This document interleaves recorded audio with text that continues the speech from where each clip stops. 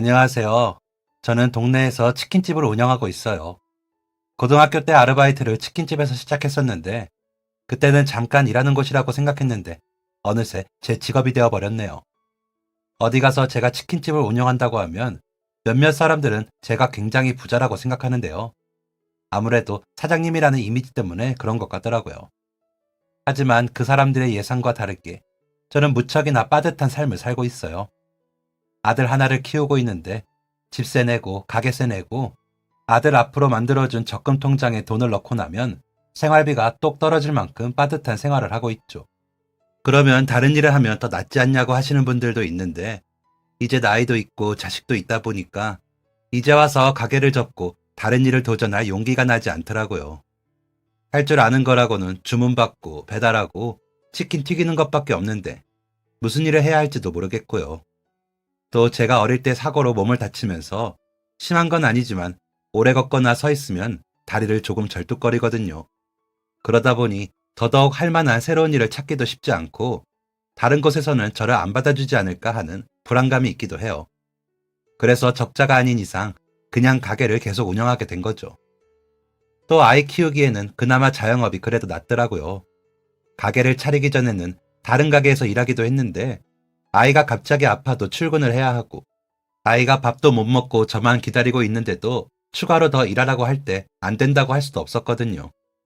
지금은 그래도 아르바이트생이 오거나 아니면 급한 일이 있을 때 아르바이트생한테 연락해 잠깐 와달라고 하거나 바꿔달라 할 수도 있고 아니면 진짜 급할 때는 가게 문을 닫을 수도 있어요. 금전적 손해는 있지만 제가 가게 문을 닫는다고 일자리를 잃거나 하지는 않으니까요. 어릴 때 일찍 부모님이 돌아가시고 나서 저는 할머니와 함께 살았어요. 한 네다섯 살쯤부터 할머니와 살았던 것 같은데 집안 형편이 좋은 편이 아니었다 보니 하고 싶은 거, 갖고 싶은 거 참아가며 살았었죠. 그래도 할머니께서 자식 잃고 가족이라고는 손주 하나 남아 저를 키우려고 애를 많이 쓰셨어요. 초등학교 때는 뭣도 모르고 천방지축으로 뛰어다니기 바빴는데 그래도 다행히 중학생쯤부터는 철이 들기 시작했어요.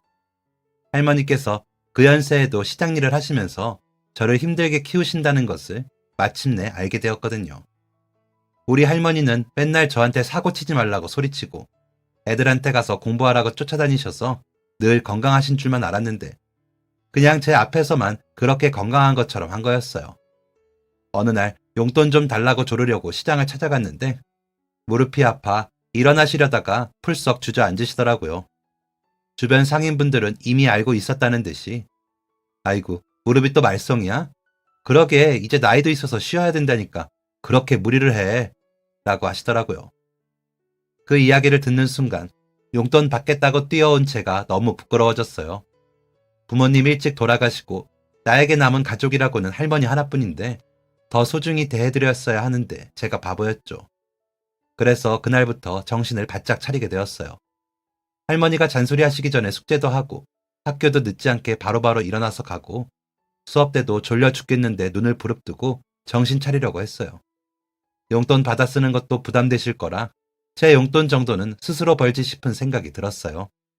그래서 할머니 따라서 시장에 일손도 돕고 시장 안에 있는 칼국수집에서 아르바이트를 시작했어요.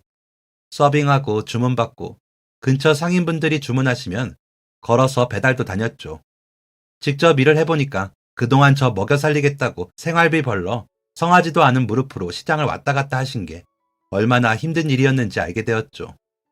그 전에 편하게 용돈만 받았을 때는 잘 몰랐는데 돈을 벌기 위해서 일을 한다는 게 생각보다 정말 힘든 일이더라고요. 갑작스럽게 달라진 제 모습에 할머니는 아버지한테 간밤에 꿀밤이라도 맞았나? 아주 어른 노릇을 하네. 쉬엄쉬엄 해라. 돈은 나중에도 벌 수 있으니까 공부도 하고 나가 놀고 그게 네 일이다. 농담 반 진담 반 제 걱정을 해주곤 하셨어요.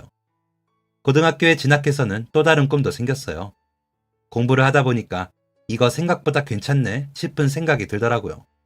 그래서 대학을 가는 게 어떨까 하는 생각이 들었어요. 이전과는 다르게 대부분 대학에 많이 가는 추세고 아르바이트 하면서 등록금 마련에 다니는 사람들도 많다고 하더라고요. 또 성적만 잘 나오면 전액 장학금으로 진학을 할 수 있다고 하니 나도 조금만 더 열심히 하면 가능하지 않을까 하는 생각이 들었어요. 동네에 큰 치킨집이 들어서면서 저녁에는 거기서 아르바이트를 하고 대학에 가려고 열심히 공부하기 시작했어요. 치킨집에서 일해보셨거나 혹은 치킨집에 앉아서 드셔보신 분들은 아실 텐데요. 생각보다 기름 냄새가 엄청나서 퇴근하고 샤워하고 다음날 아침 또 샤워를 해도 기름 냄새가 잘 빠지지 않아요. 학교에 가도 묘하게 제 주변에만 기름 냄새가 나는 느낌이에요. 그런 부분이 부끄러울 만도 한데 저한테는 아니었어요.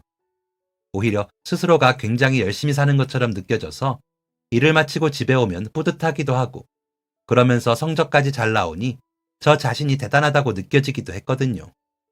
도전하는 것을 워낙 좋아해서 일하면서 공부하기도 저에게는 하나의 도전이었고 이 도전에 성공하고 나면 누구보다 뿌듯할 것 같았어요. 그렇게 정신없이 고교 생활을 보내고 수능을 치르고 좋은 성적으로 장학금을 받고 원하는 대학에 들어갔어요. 전액 장학금으로 대학에 들어갔다는 이야기를 할머니에게 했을 때가 기억나요. 할머니는 제가 대견하고 기특해서 뿌듯한 표정으로 울고 계시면서도 말로는 맨날 학교 담 넘어 놀러갈 생각만 하던 놈이 어떻게 대학을 갔냐? 라고 농담을 던지셨죠. 하지만 속마음은 누구보다 기뻐하고 계셨어요. 며칠 후 어머니 아버지에게도 이 소식을 전하러 납골당을 갔을 때 제가 잠시 음료수를 가지러 간 사이 부모님에게 하시는 이야기를 들었거든요. 어릴 때 부모님 돌아가시고 할머니 생각하느라 사고 싶은 거 하고 싶은 것도 마음대로 말하지 못하면서 그래도 살림의 보탬이 되겠다고 일하고 공부하고 정말 고생이 많았다고. 나쁜 길로 빠지지 않은 것만 해도 대견한데 이렇게 훌륭하게 자라주어서 얼마나 다행인지 모르겠다고 말이죠. 할머니의 이야기를 듣고 있으니 앞으로 내가 더 잘해야겠다는 생각이 들었어요. 자식 먼저 앞세우며 세상을 잃은 것 같으셨을 텐데 부족하겠지만 그 빈자리를 어떻게든 제가 채워드려야겠다. 돌아가신 부모님 몫까지 효도해드려야겠다 결심했죠. 대학에 가서도 아르바이트 하면서 학교에 다녔어요. 장학금으로 학비는 낼 수 있었지만 생활비는 여전히 필요했으니까요. 그리고 나중에 할머니 무릎 수술에 보태야겠다 하며 돈도 모으기 시작했어요. 그렇게 모든 게 다 잘 되어 간다고 생각했는데 갑작스러운 사고를 마주했어요. 그날은 아르바이트비를 받아 오랜만에 할머니와 외식하려고 길을 나서고 있었어요. 지름길이라 근처에 생긴 아파트 단지를 뚫고 지나가고 있었는데 갑자기 머리 위에 그림자가 생기는 게 느껴졌어요. 무슨 일인가 싶어 하늘을 올려다보니 웬 물체가 저희 머리 위로 떨어져 내리더라고요. 다른 생각을 할 틈도 없이 옆에 있는 할머니부터 보호해야겠다는 생각이 들어서 할머니를 감싸고 바닥으로 엎드렸어요. 그리고 이내 뻑 하고 큰 소리가 들리면서 온몸이 부서질 듯이 아픈 게 느껴졌어요. 자리에서 일어나려고 하는데 몸이 움직이지를 않았어요. 이내 주변에서 누군가 소리를 지르는 게 느껴졌고 할머니가 괜찮은지 살펴봐야 하는데 저절로 눈이 감기며 정신을 잃었어요. 그리고 얼마나 지난 줄도 모른 채 눈을 떴는데 강한 빛이 눈으로 들어왔어요. 왜 이렇게 눈이 부시지 하면서 정신을 차리고 주변을 둘러보는데 강한 소독약 냄새가 나더라고요. 제가 눈을 뜬 곳은 병원이었고 팔과 다리에는 붕대를 감고 있었어요. 몸을 움직이려 했지만 쉽게 움직여지지 않고 오랫동안 말을 하지 않아 입안이 바짝 말랐더라고요. 때마침 들어오던 간호사님이 정신이 드냐고 물어보시더니 의사 선생님을 부르러 가셨어요. 알고 보니 저희가 지나가던 중 아파트의 한 집에서 화분을 기르기 위해서 베란다 밖으로 구조물을 설치했다고 하더라고요. 선반 형태로 베란다의 난간 부분에 설치해 두었는데 녹이 슬었던 탓인지 화분의 무게 탓인지 연결된 부위가 약해지면서 저랑 할머니 위로 떨어져 내린 거였어요. 꽤 긴 구조물에다가 무거운 화분이 올려져 있어 그대로 저희는 충격을 크게 받았고 다행히 머리에는 약간의 뇌진탕 말고는 큰 이상이 없었지만 다리는 큰 충격으로 뼈가 부러져 철심을 박는 수술을 했다고 했어요. 인근 주민분이 빠르게 신고해 주신 덕분에 구급차에 실려와서 응급처치 받고 수술에 들어갔는데 할머니는 수술 도중 뇌에 출혈이 심해 끝내 사망에 이르셨다고 하더라고요. 눈을 떠보니 몸은 제대로 움직이지도 못하고 제 하나뿐인 가족은 영안실에 누워 있었어요. 갑작스러운 일이 생길 때 하늘에서 날벼락이 떨어진다고 말하는데 이 사건은 정말 제 인생의 날벼락이었죠. 수술비와 치료비, 그리고 장례식 비용까지 사고의 원인인 구조물을 설치한 아파트 주민이 내주기로 하셨지만 아무리 비용을 내주셔도 할머니가 살아 돌아올 수는 없었어요. 부모님 장례식을 치를 때는 너무 어려서 죽음이 뭔지, 슬픔이 뭔지도 제대로 몰라. 그저 무거운 분위기에 놀라 엉엉 울며 지나갔는데 할머니의 장례식에는 슬픔이 너무 커서 제대로 생각조차 할 수 없었어요. 머리가 굳어지는 듯한 느낌이었고 실어증이라는 게 이런 건가 싶었던 게 말이 입 밖으로 나오지 않더라고요. 사실 하고 싶은 말도 말할 상대도 없기도 했고요. 그 후로 저는 한동안 재활치료를 받아야 했어요. 학교도 사고 때문에 다닐 수 없어 휴학했고요. 인생이 너무 우울하고 항상 도전을 받아들이는 저였는데 삶에 대한 의지를 잃었어요. 이대로 살고 싶지 않다는 생각이 들어 재활도 받지 말까 하는 고민에 빠졌죠. 그래서 원래 다녀야 하는 일정에 불쑥 나타나지 않기도 하고 재활하러 가서도 열심히 하지 않기도 했어요. 그날도 재활을 받으러 병원에 왔다가 이거 받아서 내가 뭐하나 싶어 다시 입구에 있는 의자에 멍하니 앉아 있었어요. 한참을 멍하니 앉아 있는데 누가 갑자기 차가운 음료수를 제 얼굴에 쓱 가져다 주더라고요. 뭐야 싶어서 화난 얼굴로 돌아보니 제가 재활치료하는 것을 도와주던 치료사님이었죠. 그분은 제 화난 얼굴을 보고도 쌩끗 웃으면서 제 옆에 앉으셨어요. 그리고 음료를 열어서 저에게 주더니 한참을 아무 말도 없이 옆에 앉아 계셨죠. 울고 싶을 때는 울어도 되고 힘내기 싫을 때는 힘내지 않아도 괜찮아요. 누구나 인생에서 힘들 때가 있는 법이잖아요. 꼭 언제나 열심히 필사적으로 살 필요는 없다고 생각해요. 하지만 그래도 나 자신을 포기하지는 않았으면 좋겠어요. 재활 시간은 포기해도 되지만 내가 나를 포기하게 되면 나한테는 정말 아무도 없잖아요. 할머니도 그걸 바라진 않으실 거예요. 저는 그제야 장례식에도 내내 참고 있었던 뜨거운 눈물을 쏟아냈어요. 아무것도 하기 싫고 살고 싶진 않다고 했지만 어쩌면 내심 누군가의 이런 따뜻한 위로가 필요했던 것일지도 모르겠다는 생각이 들었죠. 추잡하게 눈물 콧물 섞어가며 한참을 울고 나니 마음이 그래도 한결 가벼워진 것 같았어요. 그리고 집으로 돌아와 영정사진으로 썼던 할머니 사진을 보는데 그분이 했던 말이 떠오르더라고요. 할머니도 그러기를 바라진 않으실 거다. 아마도 맞을 거예요. 만약 할머니께서 지금 제 모습을 본다면 너 대체 뭐 하는 거냐고 등짝을 세게 때리시겠죠. 할머니 얼굴을 다시 마주하니 예전처럼 정신이 번쩍 들었어요. 내가 할머니 손자로서 부끄럽지 않게 살려면 이대로는 안 된다는 생각이 들었죠. 그렇게 몇 개월간 길었던 방황을 끝내고 저는 다시 열심히 재활을 시작했어요. 힘든 과정이기는 했지만 그래도 저의 새로운 도전을 받아들이고 이 악물고 열심히 버텼죠. 덕분에 몸은 무사히 회복될 수 있었고 그 사이 저에게는 새로운 인연도 생겼어요. 그날 저를 위로해준 재활치료사님이었죠. 이번에 막 대학을 졸업하고 첫 직장이었는데 병원 내에서도 제 이야기가 워낙 유명했다고 해요. 안타까운 마음에 치료라도 열심히 나았으면 좋겠다고 생각했는데 날이 갈수록 몸은 마르고 마음은 힘들어 보여서 뭐라도 해주고 싶다는 생각을 했다네요. 그러던 중 그날 우연히 점심 식사를 마치고 나오다가 저를 마주쳤고 귀한 휴식 시간을 저를 위해 쓰신 거였어요. 저보다 4살 정도 나이가 많았지만 그래도 친구가 되는 데엔 아무 문제가 없었어요.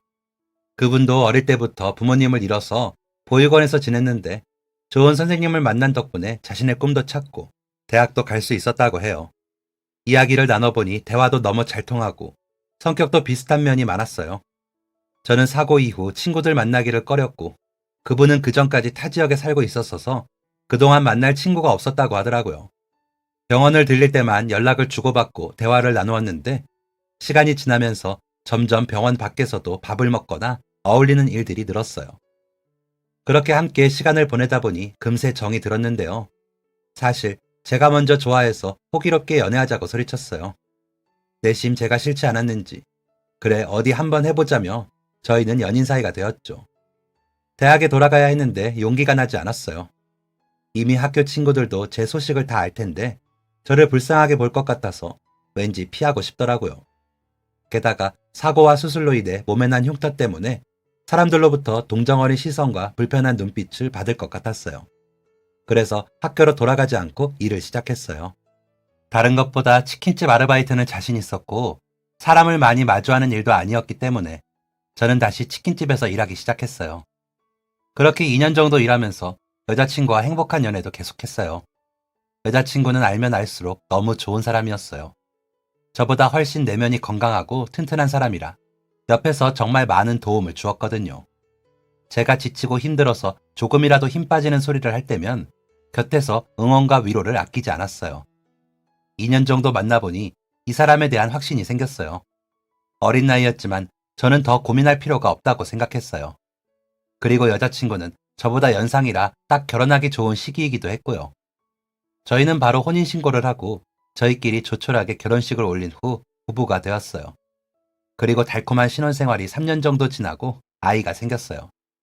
생각해보니 할머니가 돌아가신 것부터 제가 수술하고 연애에 결혼해 아이까지 제 20대는 정신없는 사건들로 몰아친 것 같아요. 남들은 몇십 년에 걸쳐서 일어날 만한 일들이 저에게는 몇 년 사이 순식간에 일어난 것 같네요. 저는 치킨집에서 계속 일했고 배달도 시작하게 되었어요. 태어날 아이를 생각하면 돈을 더 많이 벌어야 했으니까요. 갑작스럽기는 했지만 가족이 생긴다는 것은 너무나 기쁜 일이었어요. 그래서 일을 더 늘리면서도 마음속은 늘 즐겁기만 했죠.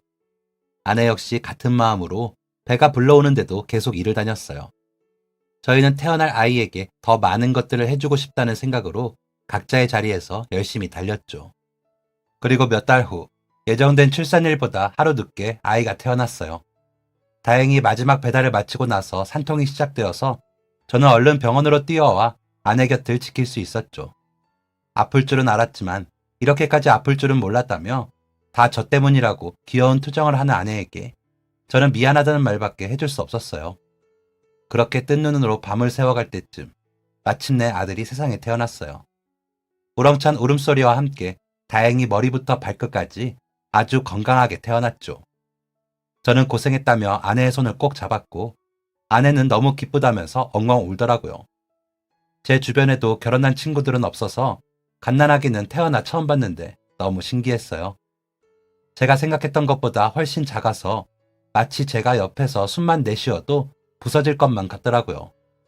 나에게 자식이 생기다니 그때의 기쁨은 정말 어떤 말로도 설명하기가 힘들었어요. 행복해서 죽을 수도 있겠다는 생각이 들 만큼 하루하루가 너무 행복했어요. 육아를 도와줄 사람이 없었던 저희는 온전히 저의 힘으로만 아이를 돌봐야 했어요. 아내는 아이를 돌보기 위해서 일도 그만두었고 저희는 수입이 반으로 줄어든 거나 마찬가지라서 제가 더 열심히 일을 해야 했죠. 몸이 부서질 것처럼 힘들어도 집에 돌아와 아이와 아내가 잠든 모습을 보면 피로가 사르르 녹아드는 것 같았어요. 몇 번을 다시 봐도 지루하지 않은 가장 행복한 장면이었죠. 아이는 무럭무럭 자랐고 어느새 2살이 되었어요. 그때쯤부터 아내는 몸이 조금씩 안 좋아지기 시작했는데 병원에서 검사를 받아보니 신장 기능이 조금 약해진 것 같다고 했어요. 추가 검사를 통해 자세히 알아보니 다행히 심각한 상황은 아니고 치료받으면 차도가 있을 것 같다고 했죠. 실제로 치료를 시작하고 몇 달 뒤부터 아내는 급격히 컨디션이 좋아졌어요. 이제 아이도 어린이집에 갈 수 있으니 아내는 다시 일자리를 찾아보겠다고 했죠. 그렇게 집 가까운 정형외과에 일자리를 얻고 다시 일을 시작했어요. 저는 나중에 치킨집을 낼 생각으로 돈을 모으면서 일을 배우던 중이었죠. 수입도 다시 늘기 시작했고 저희에게는 더 이상 힘든 일은 없는 듯 했어요. 그런데 몇 달 뒤 그 다음 해 정기검사에서 충격적인 소식을 들었어요. 한동안 나아지는 듯 했던 아내의 상태가 이전보다 더 나빠지기 시작했다고 하더군요. 예상치 못하게 상황이 나빠져서 급하게 수술 날짜를 잡았어요. 그때만 해도 수술하면 괜찮아지겠지. 저희 둘 다 그렇게 생각했어요. 그렇게 수술실로 들어간 아내는 몇 시간 뒤 다시 나왔는데 이미 수술로도 치료가 어려운 상태라 제대로 진행하지 못한 채 나왔다고 하더라고요. 상태를 지연시키기 위해서 여러 방법을 시도해 볼 수는 있겠지만 무조건 괜찮아진다는 확신을 할 수는 없다며 가족들과 시간을 보내면서 마음의 준비를 해두는 것이 좋겠다고 하셨어요. 저는 해줄 수 있는 게 없어서 온종일 울기만 했어요. 언제나 씩씩한 아내는 그 상황에서도 저를 위로해 주더라고요. 괜찮다고. 아직 우리에게 남은 시간이 있으니 그 시간 동안 다른 가족들보다 몇 배로 더 많은 추억을 쌓자고 말이죠. 그 후로 남은 7개월 동안 우리 가족은 뜯지 않은 나무젓가락처럼 꼭 붙어 다녔어요. 저는 일도 줄여가면서 아내와 아들과 시간을 보낼 수 있도록 했죠. 그동안 미뤄두었던 여행도 많이 다니고 아들이 그렇게 가고 싶어 하던 놀이공원도 다녀오고 아내가 복고 싶어 하던 바다 앞에서 일주일 동안 단기로 숙소를 구해서 지내기도 했어요. 우리에게 주어진 시간이 이렇게 짧을 줄 알았다면 진작 이렇게 다니는 건데 사람은 꼭 이런 상황을 겪어야 생각을 달리한다면서 아내는 농담을 섞어 이야기했죠. 저도 그런 생각이 들었어요. 매일 일 때문에 돈 때문에 정작 우리 가족이 함께할 시간을 너무 많이 놓친 것은 아닌지 생각이 들더라고요. 아들이 태어나고 지금까지 함께 찍은 가족 사진보다 지난 몇 달간 찍은 사진이 더 많은 듯 했어요.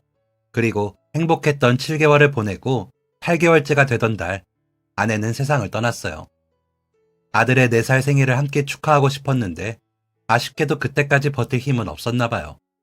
아내가 세상을 떠난 후 저는 아들이 빈자리를 느끼지 않도록 해주고 싶어서 더 열심히 살았어요. 일도 열심히 하고 아이 돌보는 데도 적극적이었죠. 악착같이 모은 돈과 대출을 받아 가게부터 마련했어요. 그리고 아빠 혼자 키우는 아이라는 소리를 듣고 싶지 않아 빨래하는 법부터 애들이 좋아하는 도시락 만드는 법까지 고군분투해가면서 아이를 키웠죠. 학예회, 장기자랑, 체육대회, 부모 상담 등등 아무리 바빠도 아이 일이라면 빠지지 않고 참석했어요. 부모님 없이 할머니와 자라면서 때로는 빈자리가 느껴졌던 저였기 때문에 우리 아이한테는 조금이라도 그런 빈자리를 느끼지 않게 해주고 싶었어요. 분명 쉽지 않은 상황이었지만 늘 그렇듯 저는 도전을 받아들이는 사람이었으니까요. 그렇게 아이를 키우다 보니까 이것저것 할 줄 아는 게 많아지더라고요. 저는 치킨 튀기고 전화 주문받고 포장 배달하는 게 제가 가진 능력의 전부라고만 생각했는데 알고 보니 생각보다 할 줄 아는 게 훨씬 많았어요.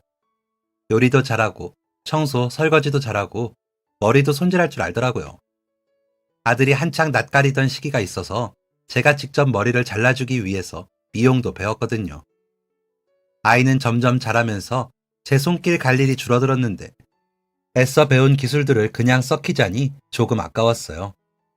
그래서 도시락 싸던 기술로 가게에서는 점심에 다양한 도시락들도 판매했는데 이게 생각보다 수요가 좋았어요.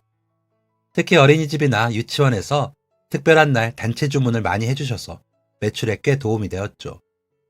미용 기술 배운 것도 아까워서 근처 노인회관에서 가끔 어르신들 머리 손질을 도와드렸어요. 한 달에 한 번 정도 치킨 포장해서 머리 손질하러 들르면 엄청나게 좋아하시더라고요.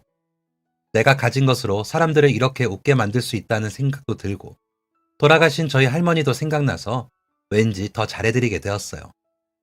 원래 살던 집의 전세 계약을 더 연장할 수가 없어서 이사를 해야 했어요. 근처에 아주 오래된 아파트가 저렴하게 나와서 아들과 함께 이사를 했어요. 집은 많이 낡았지만 아이가 등교하는 유치원이 이전보다 가까워진 데다가 1층이라서 뛰어다녀도 크게 뭐라 할 사람이 없어 아들은 더 좋아하더라고요.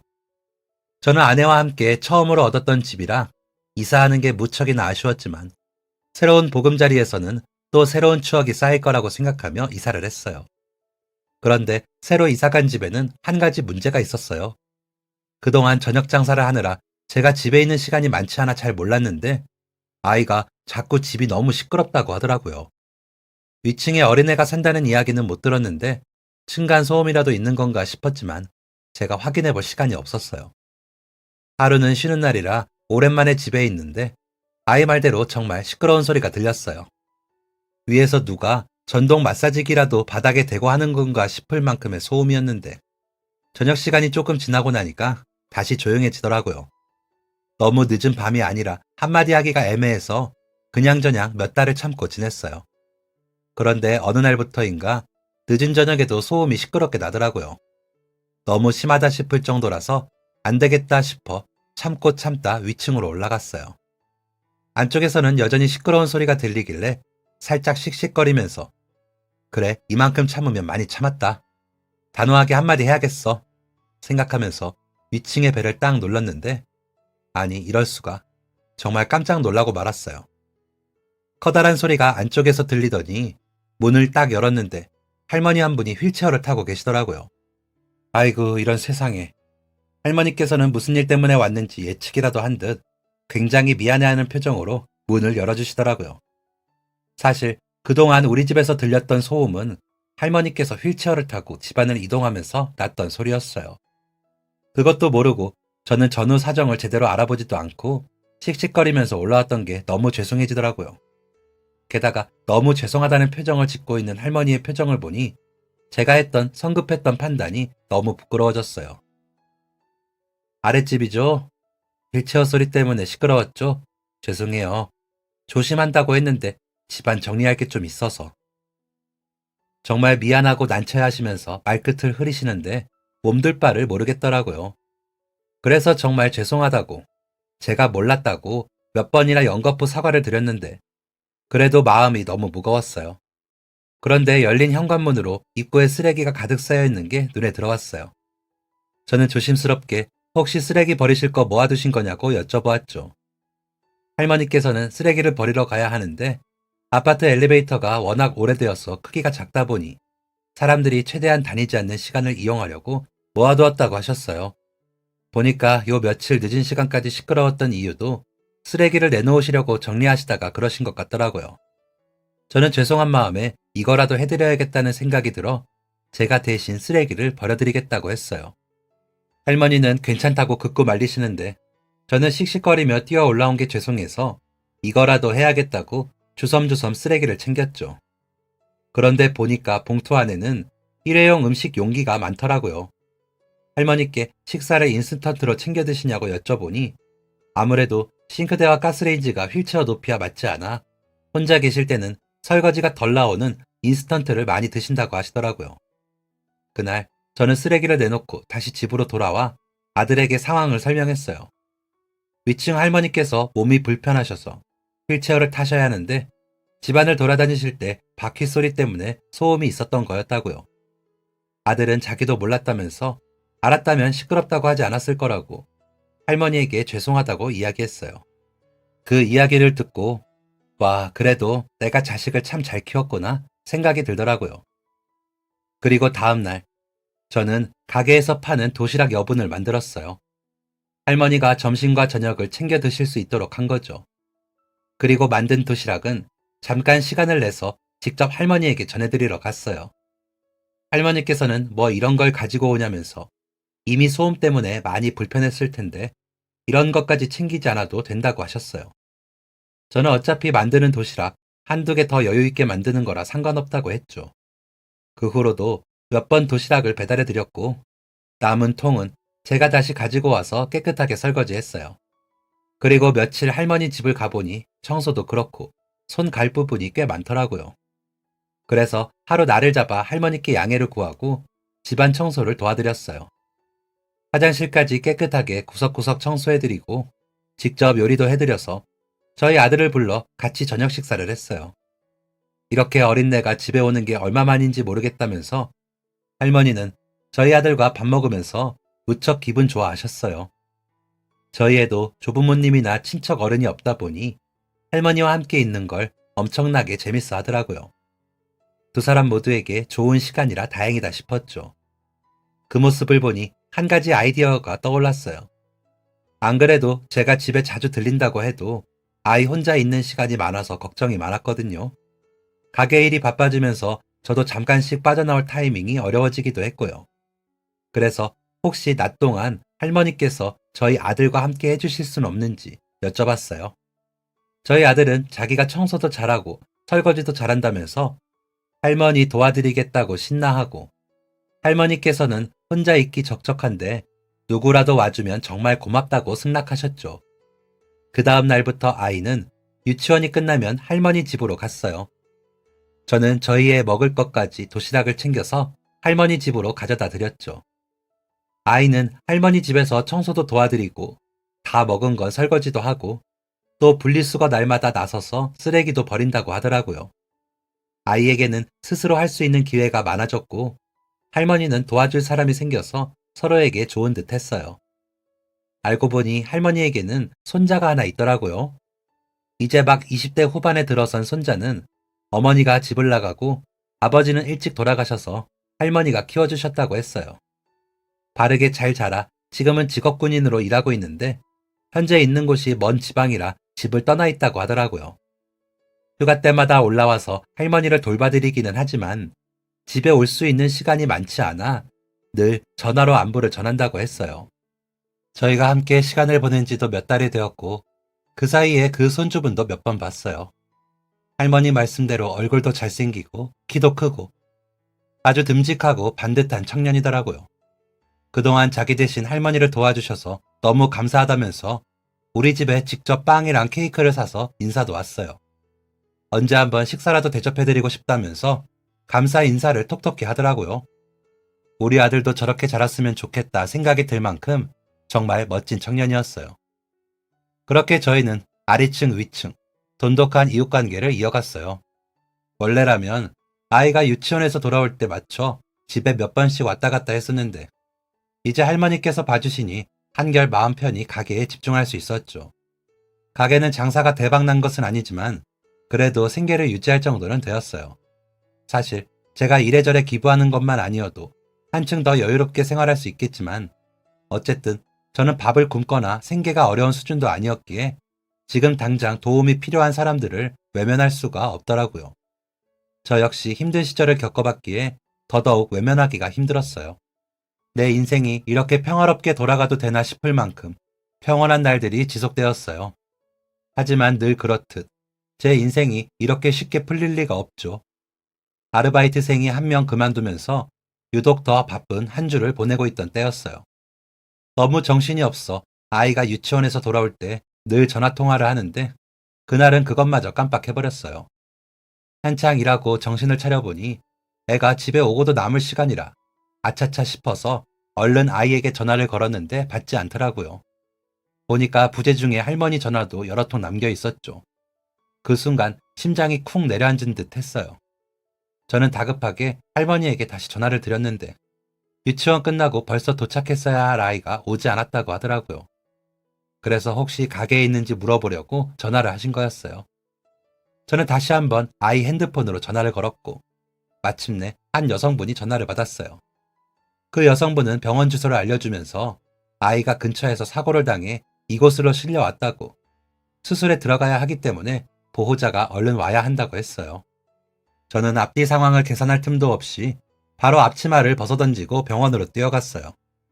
마치 심장이 멈춘 듯 했고 귀에서는 이명이 들리는 듯 했어요.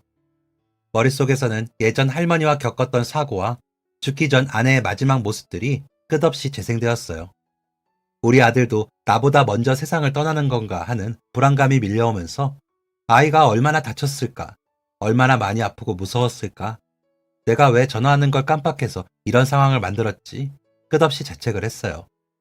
병원에 도착해보니 아이는 수술실에 들어갔고 혹시 저에게 헌혈증이 있는지 물어보시더라고요. 그동안 기부만 할 줄 알았지 헌혈은 해본 적이 없었던 터라 없다고 말씀드리니 아이가 피를 너무 많이 흘려 수혈이 필요한 상황이라고 했어요. 그래서 혹시나 헌혈증이 있으면 수혈에 도움이 된다고 주변에도 있는 사람이 없는지 수소문해보라고 하셨어요. 저는 급하게 여기저기 연락을 돌렸는데 사실 어디로 연락을 해야 할지도 모르겠더라고요. 아르바이트생들한테 연락해 물어봤는데 다들 지금 당장은 본인들도 없어 알아보겠다고 이야기했어요. 때마침 다시 할머니 전화가 와서 받고 상황 설명해 드렸어요. 아이가 하교하는 길에 사고를 당해서 수술에 들어갔다고요. 피를 많이 흘려 수혈이 매우 필요한 상황이라 헌혈증이 필요해 알아보는 중이라고 나중에 다시 연락드리겠다고 전화를 끊으려는데 할머니께서 자기가 아는 곳이 있다며 잠시만 기다려보라고 하셨어요. 전화를 끊은 후 할머니께서는 기다려보라고 하셨지만 불안한 마음에 이곳저곳 아는 곳에 연락을 드렸어요. 그리고 얼마 후 할머니께서 다시 전화하셨죠. 그러더니 헌혈증을 구했다면서 얼마나 필요하냐고 우선 10장 정도를 받을 수 있다고 하시더라고요. 이게 무슨 상황인가 싶어서 어리둥절했어요. 그리고 얼마 뒤 할머니께서 땀을 뻘뻘 흘리면서 휠체어를 끌고 병원으로 오셨더라고요. 오기 힘드셨을 텐데 여기까지 어떻게 오셨냐고 이야기하면서도 뭔가 한 명이라도 의지할 만한 분이 오셔서 조금은 마음이 안심되기도 했어요. 그랬더니 할머니는 다급하게 헌혈증을 내밀면서 얼른 이것부터 가져가라고 하시더라고요. 저는 다급하게 간호사에게 제가 받은 헌혈증을 전해드렸고 아이가 수술이 진행되는 동안 할머니와 함께 병원 대기실에서 기다렸어요. 알고 보니 할머니 손주분이 정기적으로 헌혈해 왔다고 하더라고요. 처음에는 남을 도울 생각으로 시작했는데 헌혈 증서가 많이 모이면 군대 내에서 이런저런 좋은 점들도 많아서 꾸준히 해왔다고요. 그런데 10장 정도만 집에 있었고 나머지는 부대에 있어서 어쩔 수 없이 이 정도만 챙겨왔다고 하시네요. 저는 10장이 어디냐고 이렇게라도 챙겨주셔서 너무 감사하다고 인사를 드렸어요. 길고 긴 수술이 끝났고 의사 선생님 말로 다행히 출혈도 잡히고 수술도 무사히 잘 끝났다고 했어요. 별다른 후유증은 예상되지 않지만 한동안 수혈을 더 받아야 한다고 했고 만약의 상황을 위해서 조금 더 지켜봐야 할 것 같다고요. 그리고 다음날 점심쯤 우리 병실로 한 군인분이 찾아오셨어요. 저는 누군지 전혀 모르는 분이라 어리둥절하고 있는데 저희 아이 이름을 말하면서 아버님 맞으시냐고 물어보더라고요. 제가 맞다고 대답하자 그분은 잔뜩 모은 헌혈증을 저에게 내미셨어요. 이게 뭐냐고 깜짝 놀라 물어봤죠. 알고 보니 할머니 손자가 부대에서 전화를 받고는 다급하게 헌혈증을 모았다고 해요. 자신의 것뿐만 아니라 부대 내의 사람들에게도 수소문을 해줬다고 하더라고요. 좋기 100장은 넘어 보였는데 급하게 주변을 수소문해서 헌혈증을 모아 다음날 휴가 나가는 분에게 꼭 전해달라고 부탁했다고 하더라고요. 다들 어린아이가 다쳤다는 이야기를 듣고 뜻을 모아 선뜻 헌혈증을 내주셨다고 하고 휴가 때는 1시간도 아쉬울 텐데 일부러 이 헌혈증을 전해주기 위해서 병원에 들려주신 거였어요. 그 이야기를 들으니 헌혈증을 받은 손이 떨리면서 정말 고맙고 또 한편으로는 제가 폐를 끼친 것 같아 미안한 마음에 눈물이 왈칵 쏟아지더라고요. 너무 감사하다고 떨리는 목소리로 몇 번이나 인사를 드렸어요. 그리고 그날 오후 전날 연락을 받았던 알바생들이 주변에 수소문했는데 헌혈증을 못 구했다고 죄송하다면서 과일 바구니를 사들고 왔더라고요. 너무 도움드리고 싶었는데 죄송하다면서 자기들이 더 안타까워하는데 정말 고마웠어요. 그리고 아들이 수혈받으며 입원을 한 며칠 동안 정말 많은 분이 다녀가셨는데요. 한 달에 한 번 들리던 복지관의 어르신분들이 병원비에 보태쓰라고 했다면서 돈을 모아주셨다고 하더라고요. 지역 주민센터 직원분이 전달해주러 오셨는데 그분도 그동안 제가 지역의 기부도 꾸준히 하고 도움이 필요한 이웃분들한테 늘 나서주신 게 너무 감사하다며 직원분들끼리 모으셨다고 병원비에 보태쓰라며 봉투를 내미셨어요. 아들이 입원해 있는 동안 너무 많은 분한테 연락도 받고 도움을 받아서 이걸 어떻게 다 갚아야 하나 생각이 들면서도 그동안 나 참 잘 살아왔구나 뿌듯해지기도 했어요. 며칠 후 저희 아이를 사고 낸 범인도 무사히 잡고 수술비랑 치료비 등을 보상도 받았는데요. 한 달 정도 입원하고 회복 기간을 거치면서 아이도 무사하게 태어나게 되었어요. 아들을 퇴원시키고 너무 감사했지만 보태주신 돈은 다시 기부금으로 돌려드렸죠. 그리고 힘들게 휠체어를 끌고 달려와 주신 할머니를 위해서도 선물을 드렸는데요. 사시는 집에 주방을 개조해서 할머니가 휠체어 높이에서도 조금 더 편하게 이용을 하실 수 있도록 비용을 내서 공사를 해드렸어요. 공사가 끝난 후 집을 보시더니 할머니께서 이렇게 편리할 수가 없다면서 정말 좋아하시더라고요. 그리고 무척이나 고마웠던 분들이 또 있었는데요. 바로 저희 아들을 도와주려고 밤새 헌혈증을 수소문해주고 귀한 시간을 내서 달려와준 할머니의 손주분과 군인분들이었어요. 저는 미리 손주분에게 연락을 드려서 특별한 시간을 마련했는데요. 감사한 마음도 표현할 겸 고생하시는 군 장병들을 위해서 치킨, 피자, 과자 등등 맛있는 걸 잔뜩 들고 방문했어요. 다행히 너무 기뻐하면서 반겨주시더라고요. 수술한 지도 몇 달이 지나니 아들은 예전에 까불거리던 모습으로 돌아왔는데요. 아직도 그때를 생각하면 심장이 턱하고 바닥까지 떨어지는 듯 하지만 그래도 많은 분들의 도움 덕분에 무사할 수 있어서 다행인 것 같아요. 그 후로도 저는 여전히 지역 내의 많은 분께 도움이 필요할 때 발벗고 나서고 있고 위층 할머니와 손주분과도 좋은 관계를 이어가고 있는데요. 달라진 점이 있다면 한 번씩 맛있는 걸 잔뜩 사서 할머니도 모시고 손주분이 계신 부대로 면회를 간다는 거예요. 이전에는 손자가 휴가 때 맞춰서 집에 오기만을 기다리셨는데 직접 가서 보실 수 있으니 더 기쁘신 것 같더라고요.